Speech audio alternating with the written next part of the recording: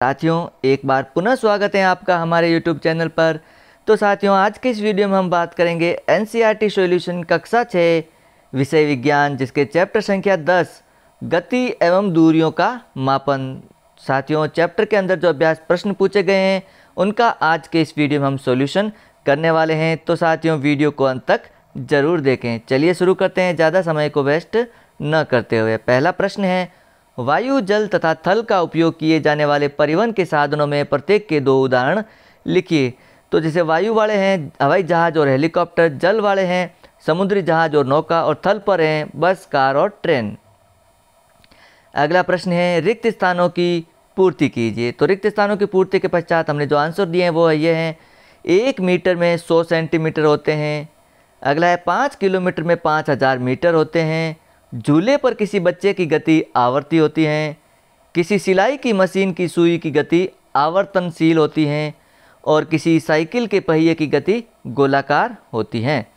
अगला प्रश्न है, पग या कदम का उपयोग लंबाई के मानक मात्रक के रूप में क्यों नहीं किया जा सकता? तो आंसर में लिखेंगे क्योंकि हर व्यक्ति की गति या कदम एक समान नहीं होती।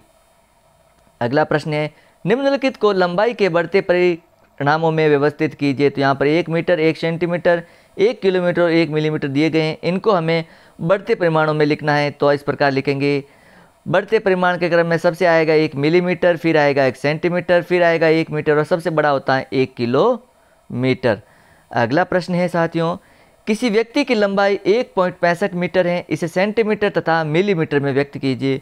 तो आंसर में लिखेंगे, जैसे व्यक्ति की लंबाई दी गई है 1.65 मीटर, तो 1.65 को मीटर में गुणा करेंगे तो गुणा 100, तो ये हो गए 165 सेंटीमीटर में कन्वर्ट हो गया। तो 165 गुणा 10 करेंगे तो 1 मिलीमीटर में कन्वर्ट होगा। तो आंसर आएगा 1650 मिलीमीटर।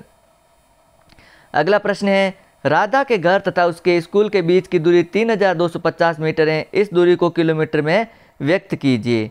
तो राधा के घर तथा उसके स्कूल के बीच की दूरी है 3250 मीटर, तो इसको किलोमीटर में व्यक्त 1000 का भाग दे देंगे तो आंसर आएगा 3.250 किलोमीटर।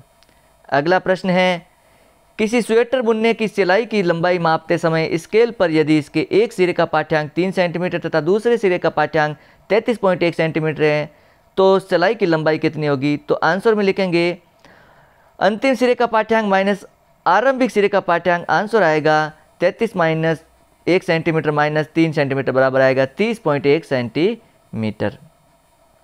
अगला प्रश्न है, किसी चलती हुई साइकिल के पहिए तथा छत के पंखे की गतियों में समानताएं तथा असमानताएं लिखिए। तो समानताएं वो हैं, साइकिल का पहिया और छत का पंखा दोनों एक निश्चित अक्ष पर गति प्रदर्शित करते हैं, जबकि इनमें असमानता है, साइकिल आगे बढ़ती हैं और सीधी गति करती हैं, लेकिन पंखा ऐसी गति नहीं करता।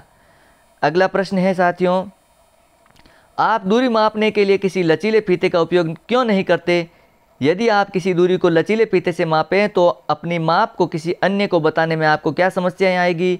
उनमें से कुछ समस्याएं लिखिए। आंसर लिखेंगे, लचीले मापन फीते को खींचने की दर प्रति व्यक्ति भिन्न भिन्न हो सकती है, क्योंकि इलास्टिक टेप फैलने योग्य होते हैं, इसलिए खिंचाव के कारण लोचदार मापने वाले टेप की लंबाई हर बार बदल जाएगी, अतः यह दूरी पर सही माप नहीं देगा। इसलिए हम दूरी मापने के लिए इलास्टिक मापने वाले टेप का उपयोग नहीं कर सकते। इलास्टिक टेप दूरी मापने पर हमें हर बार समान दूरी के अलग अलग मान प्राप्त होंगे।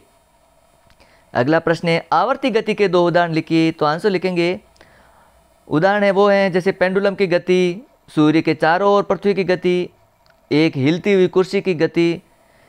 तो साथियों इस प्रकार ये चैप्टर यहाँ पर कंप्लीट होता है। यदि आपको इसका PDF डाउनलोड करना है तो साथियों वेबसाइट के वीडियो के डिस्क्रिप्शन में वेबसाइट exammodelpaper.in का लिंक दिया गया है, आप वहाँ पर जाकर के इस PDF को ईजिली डाउनलोड कर सकते हैं। साथियों वीडियो अच्छा लगे तो लाइक और शेयर ज़रूर करें। चैनल पर पहली बार हो तो चैनल को सब्सक्राइब करना न भूलें।